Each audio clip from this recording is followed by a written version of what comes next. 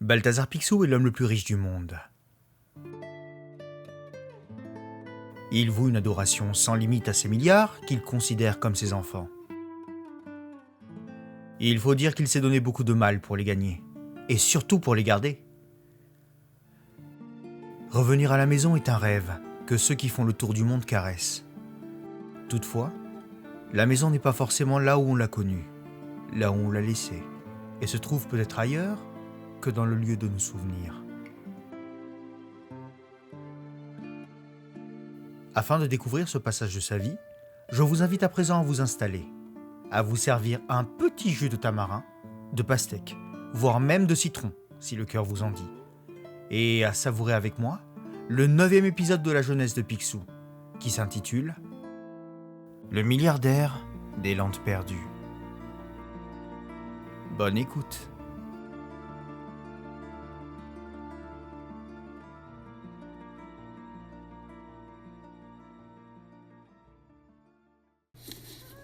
Et à dater de ce jour, je fus riche. À elle seule, cette énorme pépite a fait de moi l'un des plus riches argonautes du Klondike. Et ce n'était que le début. Mon filon contenait encore beaucoup d'or. Peu après, j'ai réglé ma première et dernière dette. Dans son bureau, Sophie l'usurier était en train de lire son journal quand une énorme bourse s'est déposée lourdement sur son bureau par un Balthazar emmitouflé. « Tu viens me rembourser, Picsou ?» « Exact, escroc », lui répond Balthazar avant de tirer un papier de sa poche. « J'ai préparé un reçu. Signe-le. » « Je signe jamais rien !» lui lance Sophie avec dédain. « Va-t'en !»« Signe ou tu vas prendre mon poing !» menace Balthazar. Pour toute réponse, Sophie bombe le torse et assène sa pique. Tu espères me faire mal avec tes gros gants rembourrés ? Bien mal lui en prie puisque cette provocation trouve directement une réponse. Oui, ils sont rembourrés avec 10 kilos de pépites d'or. Et il se prend un solide coup de poing, en plein dans la bedaine.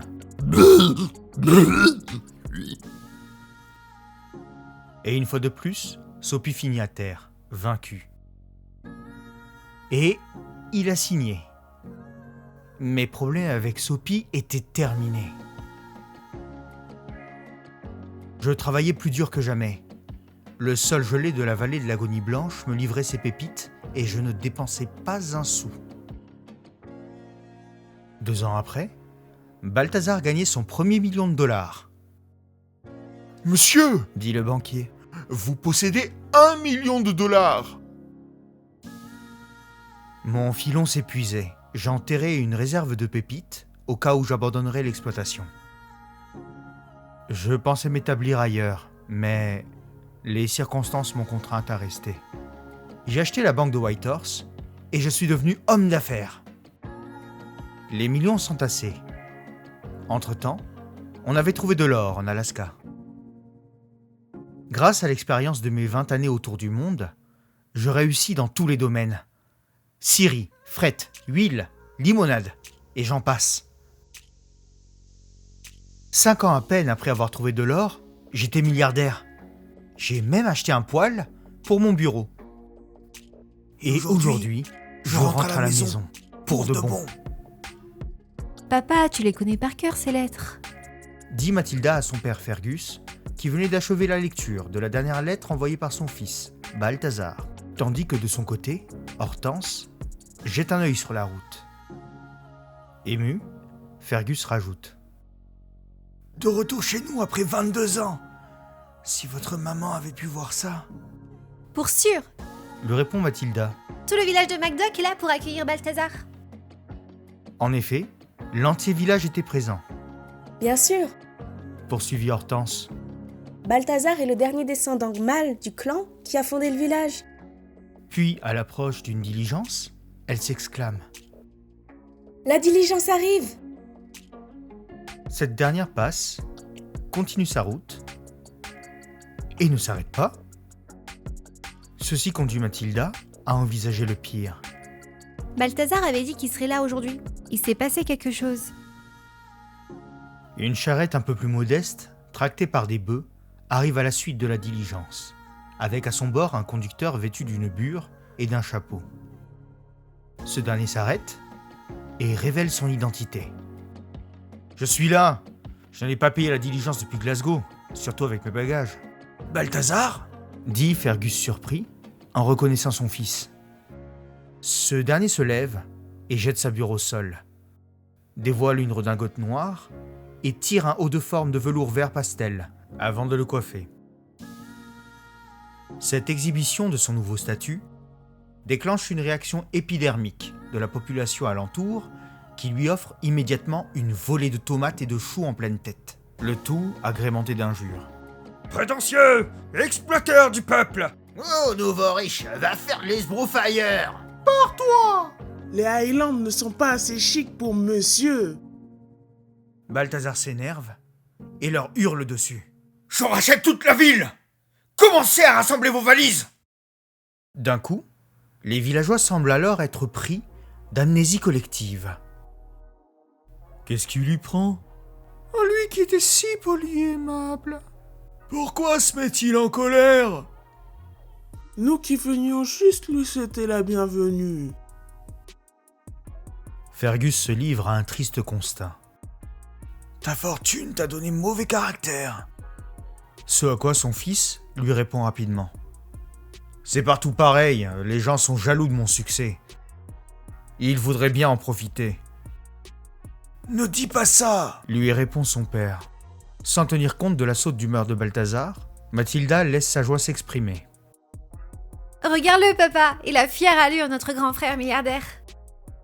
Balthazar est flatté que son élégance soit enfin remarquée. Je suis élégant, pas vrai ? Et je le mérite.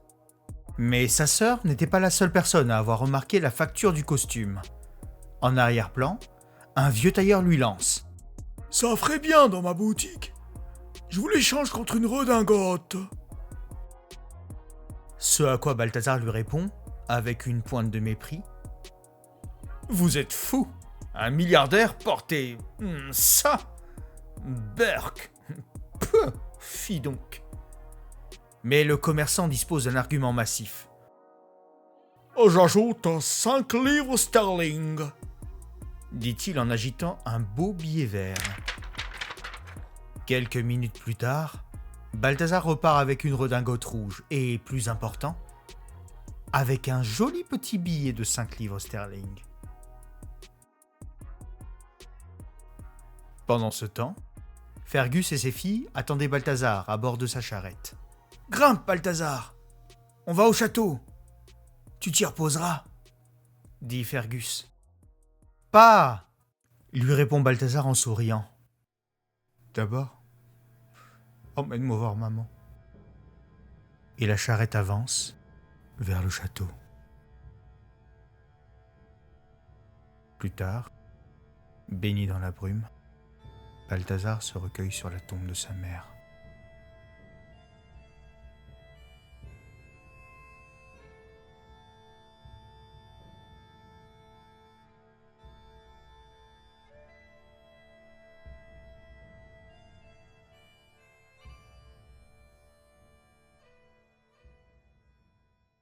Peu après, Balthazar retrouve ses proches affairés autour de ses affaires. « Dis donc, qu'as-tu rapporté dans ces tonneaux ?» demande Mathilda d'un air curieux. Des vêtements de New York ? Des dentelles de Glasgow ? Renchérit Hortense. « Ça ne sert à rien », lui répond son frère, avant de grimper sur sa charrette. « J'ai eu du mal à les acheminer, poursuit-il. J'ai fait croire qu'ils contenaient du hareng fumé pour écarter les curieux. » Et il retire le couvercle de ses tonneaux et se lève dessus pour en révéler le contenu. « Et de l'argent ! Tout mon argent, sauf mes actifs dans les affaires du Klondike !» annonce fièrement Balthazar. Tous sont surpris. Fergus en a son chapeau qui saute. « De l'argent liquide ? Pourquoi faire ?» Balthazar plonge dans l'un de ses tonneaux et commence à jouer avec son argent, notamment en lançant au-dessus de lui des pièces. Pour y plonger, pour y nager, pour m'en asperger, pour y creuser des galeries, continue-t-il à dire, en creusant comme une taupe dans son tonneau. « Oh, mon fils est devenu fou !» dit Fergus les yeux au ciel. Ce sont les pauvres qui sont fous. Le reprend Hortense. Les riches sont excentriques. Balthazar est excentrique à lier. Souligne Mathilda. Balthazar les interrompt et propose d'aller stocker son argent dans les oubliettes.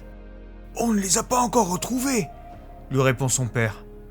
Sir Edward McPicsou les a trop bien murés. Demandez à Sir Duncan où elles sont. Dit Mathilda avec une pointe d'humour. S'exclame Hortense. Ne ris pas, Mathilda. Les gens du village disent que Sir Duncan les terrorise quand ils s'approchent. Leur père pose alors sa main sur son épaule pour la rassurer. Si le fantôme existe, Hortense, il ne s'en prend qu'à ceux qui cherchent son trésor. Puis, il est soutenu par le reste de ses enfants. Mais oui. Appuie Mathilda. Bien sûr, ajoute Balthazar. Exact. Rajoute une voix d'outre-tombe.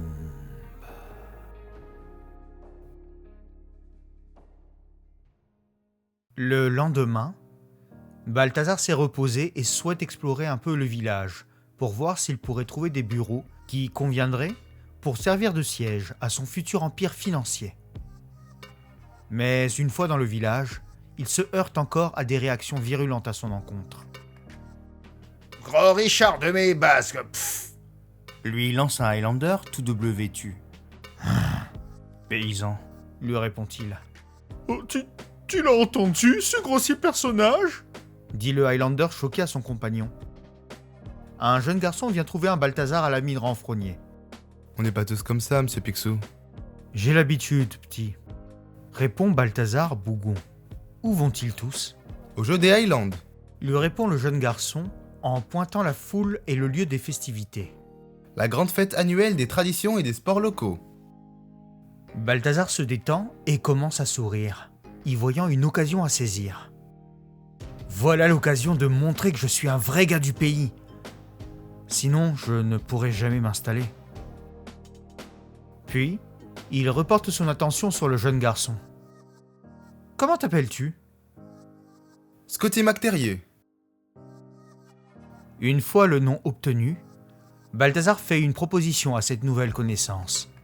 « J'ai besoin d'un entraîneur, ça te dit ?» Bien sûr, monsieur Picsou. lui répond le jeune homme avec enthousiasme. Riche comme vous l'êtes, vous devez bien payer. Mais oui, s'exclame Balthazar en lui serrant la main. Un farthing de l'heure. Ce qui, entre parenthèses, équivaut au quart d'un penny, soit une pièce d'une valeur infime. Encore une illusion qui s'envole. Dit Scotty abasourdi. Balthazar s'élance vers le lieu en effervescence. Je vais m'inscrire au jeu. Va au château me chercher le tartan des McPicsou. Je vais montrer à ces sauvages ce qu'ils représentent. D'accord. Lui répond Scotty. Puis, les festivités commencent, avec pour première épreuve, le lancer de marteau. Le juge de l'épreuve fait son annonce. Première épreuve, le lancer de marteau. On mesure la distance à laquelle vous l'avez lancé. On dirait un boulet au bout d'une canne, dit Balthazar perplexe.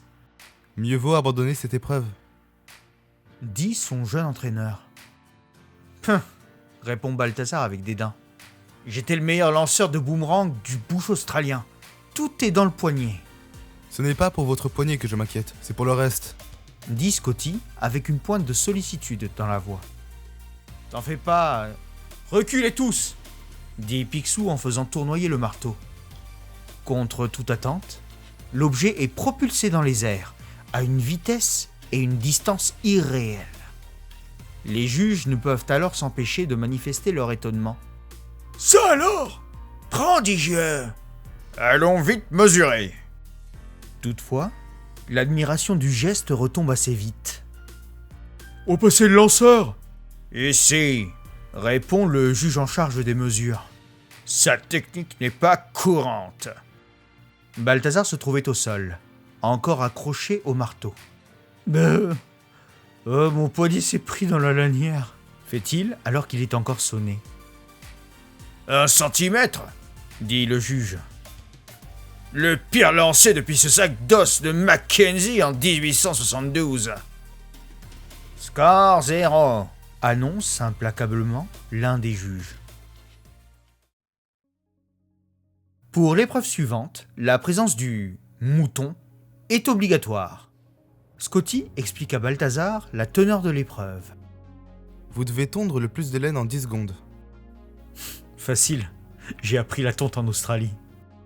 Mais Balthazar change d'humeur lorsque son mouton arrive, puisqu'en effet, celui qui l'a amené n'était autre qu'Argus Biscarville, sa némésis locale.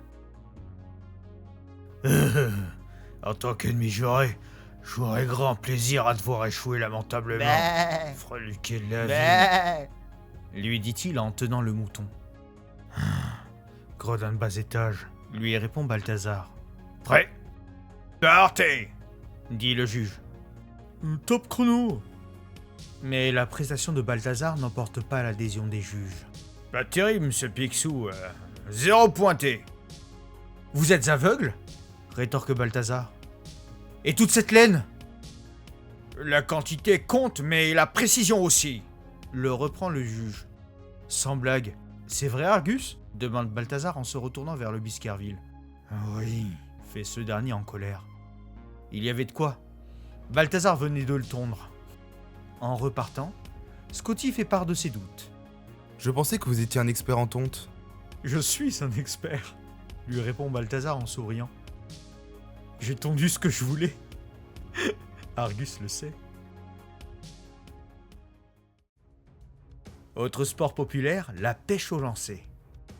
Un compétiteur voit ses résultats annoncés. Jimmy McTavish, 2 saumons en 5 minutes. Candidat suivant. Balthazar lance à Scotty la canne à pêche qu'il tenait dans ses mains.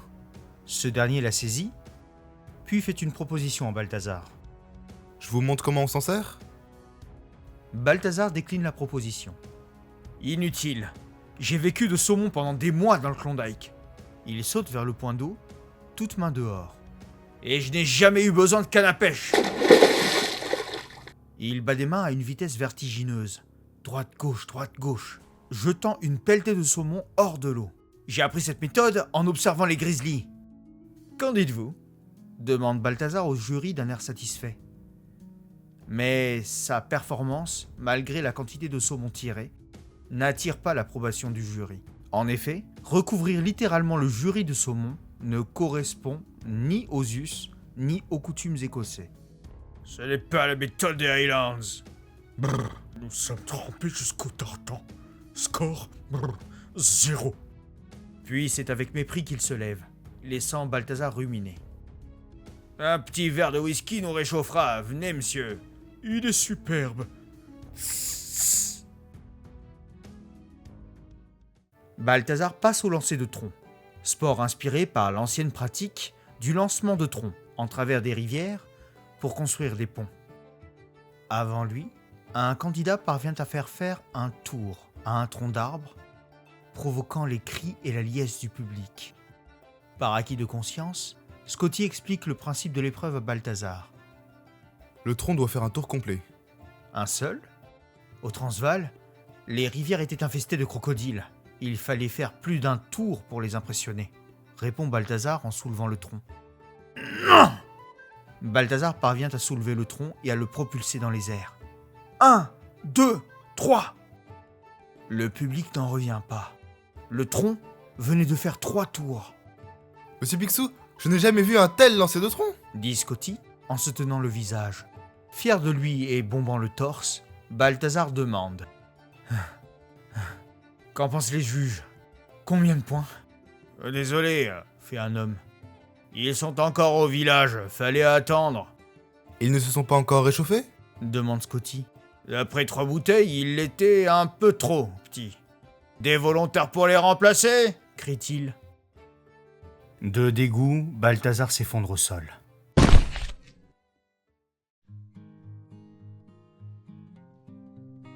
Mais ce que les Écossais aiment plus que tout, c'est la poésie.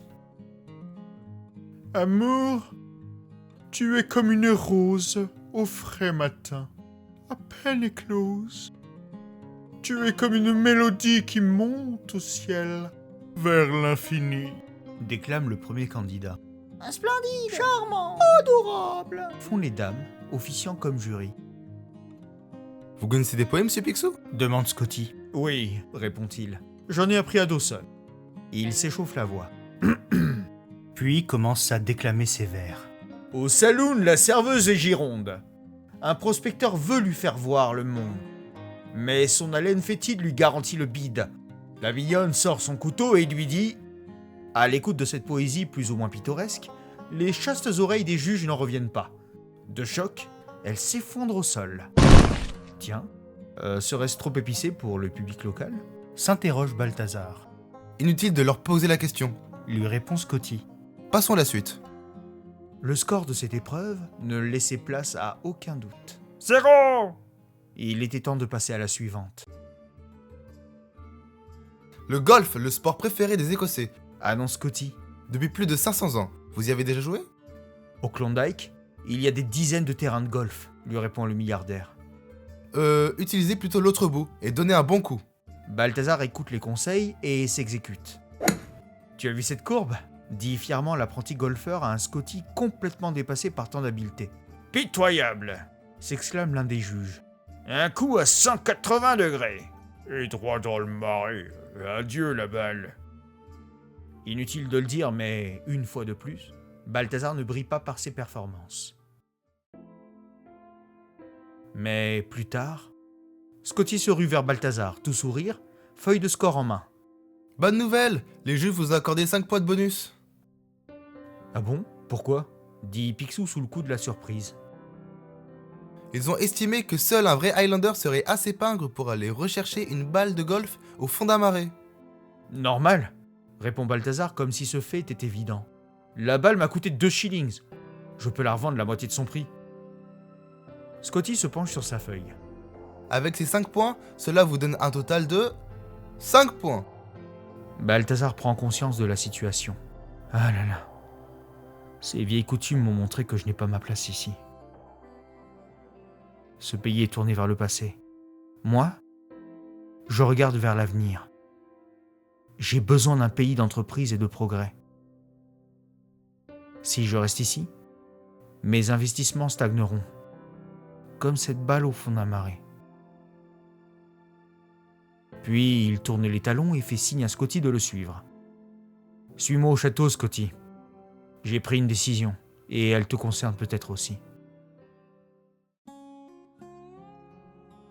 Peu après, nous retrouvons Balthazar en compagnie de Scotty et de ses proches, un coffret à la main. Ce coffre vient de ma banque de Whitehorse. Il contient la clé de notre avenir. Il y a quelques années, quand j'envisageais de m'établir dans le sud, j'ai acheté un terrain à un prospecteur ruiné, Jules et Coutume. Il tire du coffret le titre de propriété illustrant ses dires, tandis que tombe également sa pépite d'or, l'œuf d'oie, ainsi qu'une mèche de cheveux blonds, attachée avec une petite bande rouge qui ne passe pas inaperçue puisqu'à peine découverte, ses sœurs saisissent l'occasion pour le taquiner. « À qui sont ces cheveux, Balthazar ?» lui demande Mathilda. « À personne !» répond-il sèchement avant de revenir à son sujet initial. Ce papier me rend propriétaire d'une colline sur la côte ouest de l'Amérique. « Balthazar est fiancé, Balthazar est fiancé !» chantonnent les deux sœurs. Cette fille, je veux dire ce terrain, est dans l'état de Calisota, près d'une petite ville nommée Donaldville. Les sœurs avaient bien réussi leur coup, si bien que Balthazar en avait perdu tous ses moyens. « Taisez-vous, vous deux !» Mais loin de s'amuser de la situation, son vieux père adopta une mine quelque peu déconfite. « Et tu veux qu'on aille habiter à Goldiville ?»« Oui, non, Donaldville, c'est ça, habiter. » corrige Balthazar. Pendant ce temps, Hortense et Mathilda exultent. « Tu te rends compte, Hortense ? L'Amérique ! L'Amérique !» Les cow-boys, les Indiens, les gratte-ciel !» s'exclame Hortense. « Surtout les cow-boys !» souligne Mathilda. Balthazar se tourne alors vers Scotty pour le charger d'une mission de la plus haute importance. « Scotty, accepterais-tu de te charger de l'entretien du château ?» Vivre dans ce lieu historique ? répond-il avec enthousiasme. Bien sûr, monsieur Picsou, même pour ce que vous payez. Affaire conclue. Comment ça? Pour ce que je paye? Cependant, seule Mathilda remarque que dans son coin, leur père commençait à sombrer dans une certaine tristesse. Ça va, papa? Ce dernier dit à sa fille. Je suis trop vieux pour déménager. À présent, c'est ici chez moi. On ne peut pas te laisser tout seul. Fait Mathilda. Scotty verra sur moi. Sir Duncan aussi, peut-être. Dit-il en posant ses mains sur les épaules de Scotty, avant de s'adresser à son fils. Balthazar, emmène tes sœurs en Amérique. Tu as raison. Ce pays n'est pas pour toi. Mais, dit Balthazar tristement. Fergus pose ses mains sur les épaules de son fils, pour l'interrompre. Ne discute pas. Suis ton chemin. Et je serai toujours fier de toi. Sachant qu'il ne pourrait faire infléchir la position de son père, Balthazar ne lutte pas. Bien, papa. Hortense et Mathilda se ruent vers leur père pour le ceindre dans leurs bras et pleurer. Allons, rangez vos mouchoirs. On va faire une fête dont ce château se souviendra longtemps. Bonne idée, dit Balthazar. Les adieux et les ce n'est qu'à nos revoir se poursuivent tard dans la nuit. Peu avant l'aube, Balthazar et ses sœurs sont à bord de leur charrette. Hortense, triste, dit « On a bien fait de se dire au revoir hier soir. » Ce à quoi Mathilda lui répond. C'est plus facile de partir quand papa dort encore. Balthazar, Oren, remarque quelque chose. Regardez, dans le clair de lune, papa est réveillé. Il nous fait signe de sa fenêtre. Au revoir, pas, dit-il, suivi de sa sœur Mathilda qui enchaîne. Au revoir, papa! On reviendra te voir! Au revoir! Rajoute également Hortense. Qui est à côté de lui? Demande Balthazar. Scotty, évidemment. Lui répond Mathilda. Au revoir, papa! Puis, ils reprennent leur route, sous l'œil matinal de Scotty, qui était en train de ratisser les feuilles mortes, derrière les murs du château. C'est parti! Goldyville, nous voici! Hein, Mathilda? Donaldville, souligne Balthazar. Donaldville! De sa chambre, Fergus regarde ses enfants partir. Les derniers membres du clan MacPixou s'en vont. Tu crois que Balthazar s'en tirera bien? Oh, il a encore quelques leçons à prendre, mais tout ira pour le mieux. Je le tiens de bonne source. La meilleure source. À ses côtés se trouvait sa femme. Alors, notre travail ici-bas est fini, dit Fergus en coiffant son chapeau. Il est temps d'y aller, chérie. Lui répond son épouse. Un homme vient s'inviter à ses retrouvailles. Fergus le salue. Sir Duncan, je présume. Oui, Fergus. J'attends ce moment depuis longtemps. Mais tu as bien fait de ne pas te presser, lui répond son aïeul. Sir Duncan lui montre le chemin à prendre et passe à travers l'épais mur de pierre de la chambre. Par ici, des tas de gens vous attendent, dont de vieux amis. Formidable, lui répond Fergus. Après vous. Fergus et sa femme, main dans la main, traversent à leur tour le mur, afin de passer à la nouvelle étape de leur existence. La chambre était maintenant silencieuse. Un ray de lumière vint éclairer le chapeau, les lunettes, la bougie de chevet et le corps sans vie de Fergus.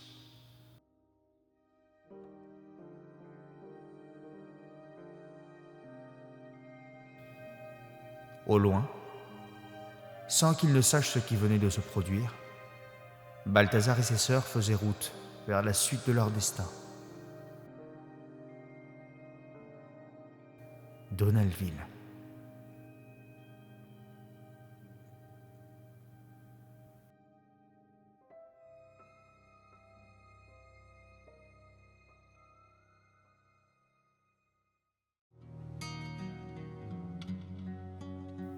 C'est ici que prend fin ce 9e épisode.